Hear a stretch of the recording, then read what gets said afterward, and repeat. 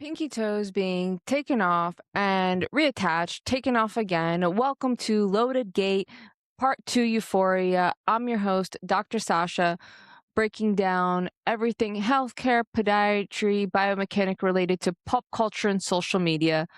So, quick warning before we get into this, we are going to be talking about some graphic content, amputation, just in case you get uneasy about these sorts of things.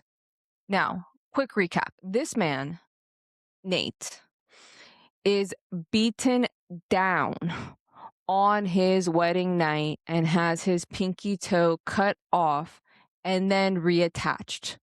And now Nate is home with his toe reattached. And with everything I discussed in part 1 about why this wouldn't happen, we're going to roll with this anyways and quickly just give a round of applause to whatever surgeon who was on call, whether it was plastics, podiatry, or whoever, that fought the ED, fought anesthesia to get this toe replanted.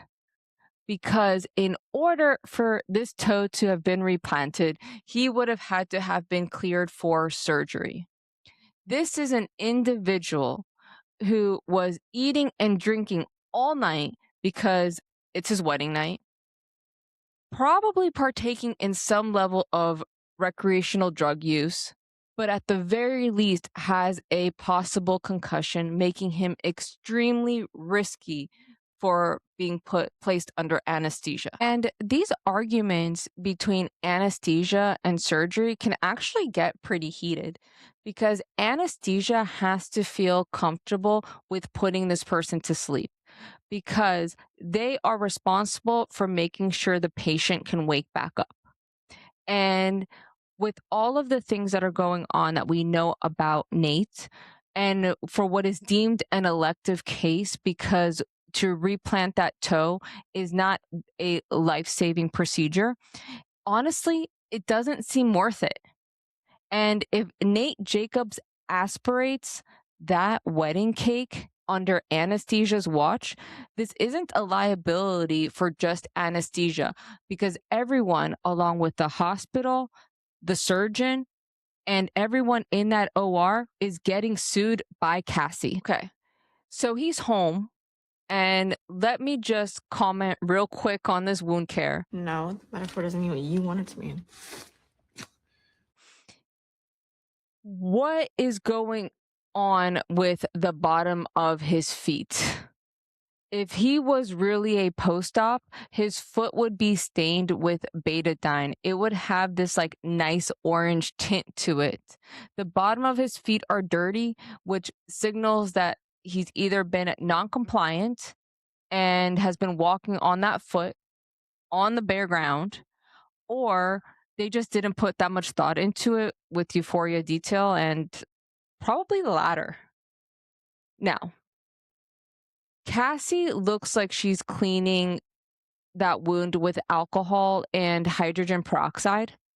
And hydrogen peroxide and alcohol are both extremely bad for a delicate wound like this, as they kill good and bad cells.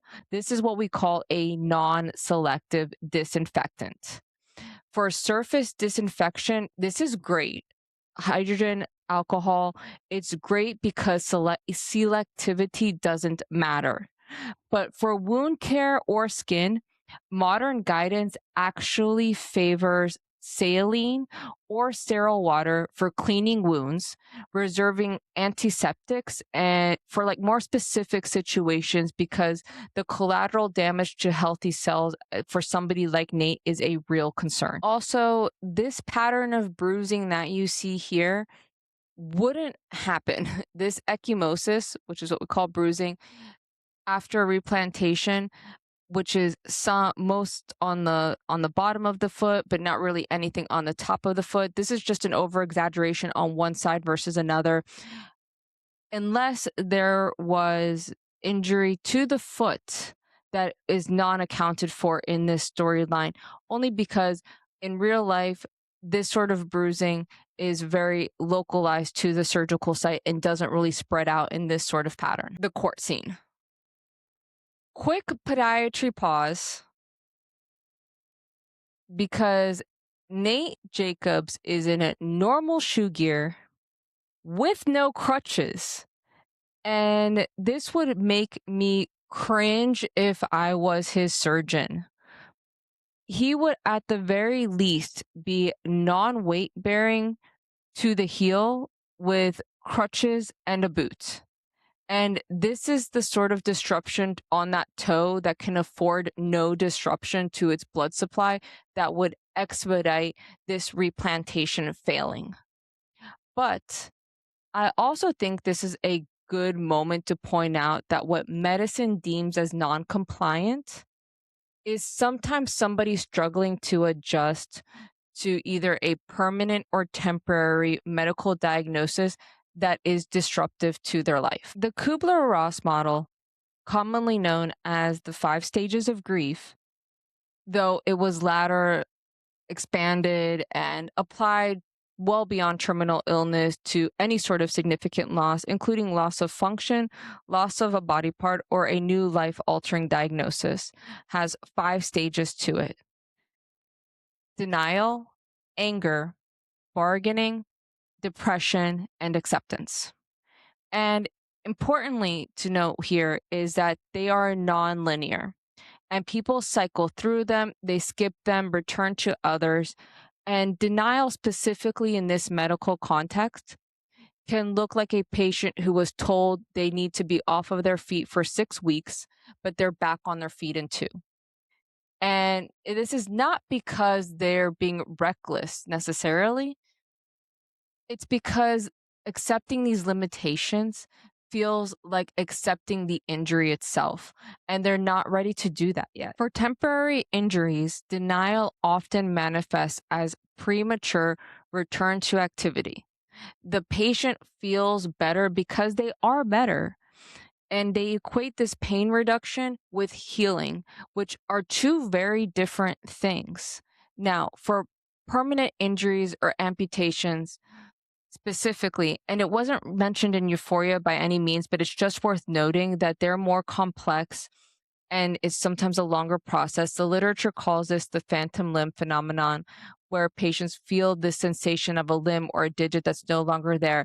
And that has its own psychological dimensions and its complexities in and of itself that are separate from grief entirely. Nate's character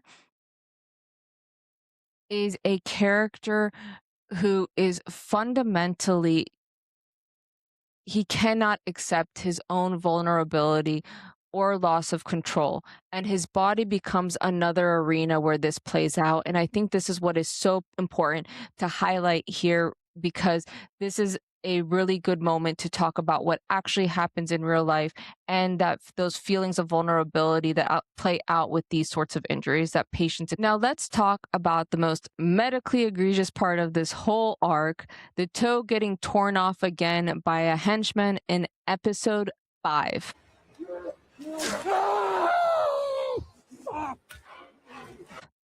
Now, a recently replanted digit within days or weeks of surgery is a surgical construct that is extremely fragile. And the vasculature is still reestablishing flow. The nerve connections are nowhere near healed, and a forceful avulsion, someone grabbing and tearing a recently replanted toe, would not just remove a toe, it would leave behind damaged, contused tissue that could not be anastomosed again, meaning it could not be reattached again. This would be an avulsion on top of an already avulsed. Recent research has listed prolonged ischemia and repeat vascular injury as near absolute contraindications to replantation. And clinically, the risk of gas gangrene and wet gangrene from ischemic contaminated tissue is this high in this sort of scenario. It's extremely high, particularly if there's any delay in reaching surgical care. So once those vessels are stripped by a traumatic avulsion, you are not putting the toe back on. You are managing a wound. This would ultimately lead to Nate not having a pinky toe. The loss of the finger is an entirely different story, but if you've seen the rest of the season, you know it's heavily implied he never got that pinky toe back on. He never got the ring finger back on, and he definitely did not receive medical care after the second bout with the henchman. So here's my final thought, and I want to be clear. I'm not just here to tell you Euphoria sucks and got it all wrong. I'm here to tell you that the real version of this story is actually more dramatic than what they wrote. The anesthesia standoff in the emergency room with the surgeon at 2 a.m. over a patient who's been drinking, definitely eating, possible head injury, and is demanding surgery for his pinky toe. The surgical team having to work relentlessly to try and reattach this. Cassie and Nate's separate emotional spiral, having to adapt to a new way of life. The second avulsion leading to this not so clean wound, and this race against the clock conversation about gangrene and limb salvage. That's prestige television. That's the show. Medicine, when it's real, is already dramatic enough. And you don't have to add anything else to it. You just have to know where to look. Ultimately, being Nate sucks. And he has one of the worst storylines on television. And also, honestly, one of the most educational if you know what you're looking for and what you're looking at.